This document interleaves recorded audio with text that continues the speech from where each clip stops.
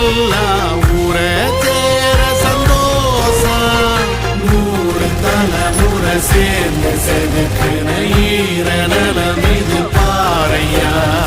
வாழும் வரையிலும் நீயும் விதைக்கிற கடமை இருக்கு கேளையா